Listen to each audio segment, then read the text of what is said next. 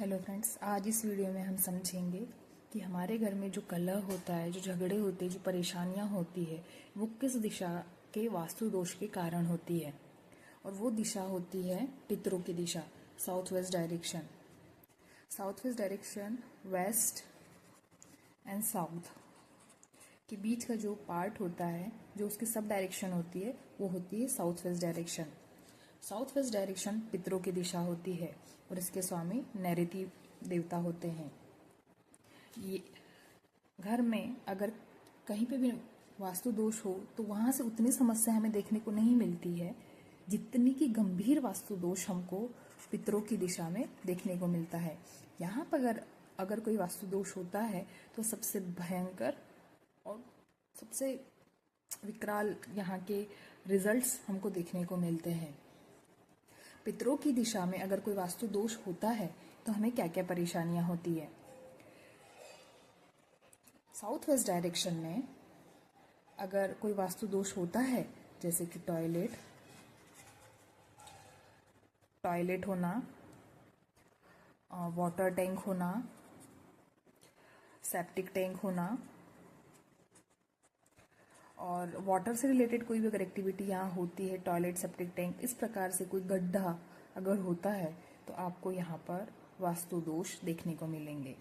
जैसे किसी घर में ये भी देखा जाता है कि साउथ वेस्ट डायरेक्शन एक्सटेंडेड होती है, मतलब कि आपका जो कोई प्लॉट का एरिया है वो इस तरीके से एक्सटेंडेड है, मतलब कि इतना जो साउथ वेस्ट का एरिया है इतना बड़ा हुआ होता है, तो उसे एक्सटेंडेड पार्ट कहते हैं।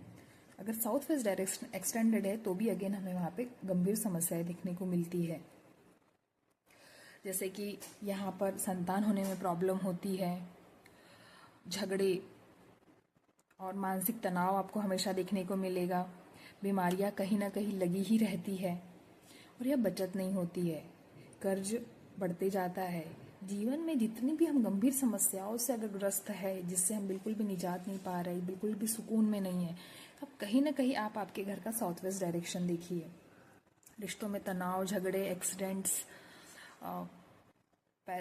कर्जा, दिन ब दिन कर्जा चढ़ना, घर में किसी प्रकार के हेल्थ इश्यूज रहना, हॉस्पिटल्स के चक्कर लगते रहना, कमाई हो रही है लेकिन घर में कुछ भी बच नहीं रहा है, तो ये अगर सारे सिम्टम्स अगर आप आपके घर में देख रहे हैं तो कहीं ना कहीं आप साउथ वेस्ट डायरेक्शन पे देखिए, वहां जाइए, देखिए कि वहां पर किस टाइप से आपका वो घर बना है और वहां पर किस प्रकार के वास्तु दोष आपको कहीं ना कुछ तो देखने को मिलेंगे। वहां पे जो बच्चे जन्म लेते हैं वो भी कहीं ना कहीं एबनॉर्मल एक्टिविटी उनमें देखने को मिलती है। अगर आपके यहाँ पितरों की दिशा में अगर कोई वास्तु दोष होता है, यहाँ का सबसे गंभीर वास्तु दोष होता है गड्ढा होना, वाटर, बहुत भयंकर वास्तु दोष है। तो आप कोशिश करिए, अगर आप समझते हैं आपके यहाँ की दिशाओं को, कि यहाँ पर वो सारी चीजें ना हो।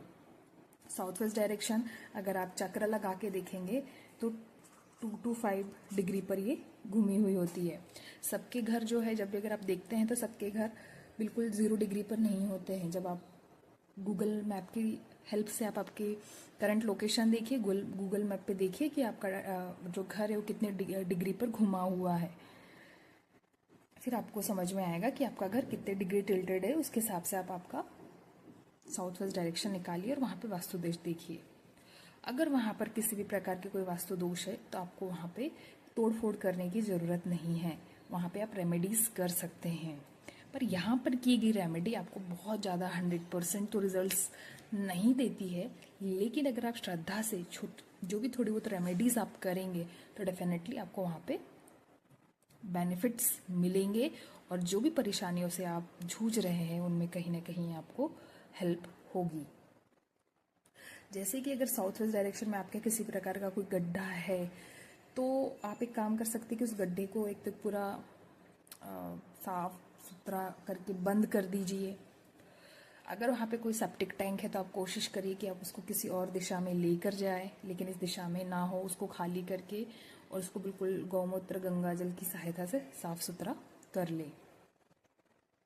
सेकंड पॉइंट, अगर यहाँ पे आपके यहाँ कोई टॉयलेट है और ये फैसिलिटी है, आपके यहाँ के 2 से 3 टॉयलेट है, आप कोशिश करिए कि साउथ वेस्ट के टॉयलेट को आप यूज़ ना करें, उसको बंद कर दे, उसको वैक्यूम कर दे और वहाँ पे सुगंधित धूप अगरबत्ती या फ्रेगनेंस वहाँ से चलती रहे, इस तरीके से आप कोशिश करिए।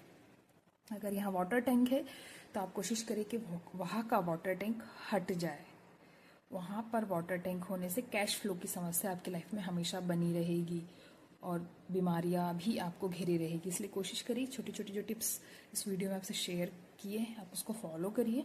और भी अगर आपको कोई ज़्यादा इन्फॉर्मेशन चाहिए तो आपको डिस्क्रिप्शन बॉक्स में मेरा नंबर है, आप उससे मुझे कनेक्ट करके आप आपके प्रॉब्लम्स का सॉल्यूशन ले सकते हैं। Thank you.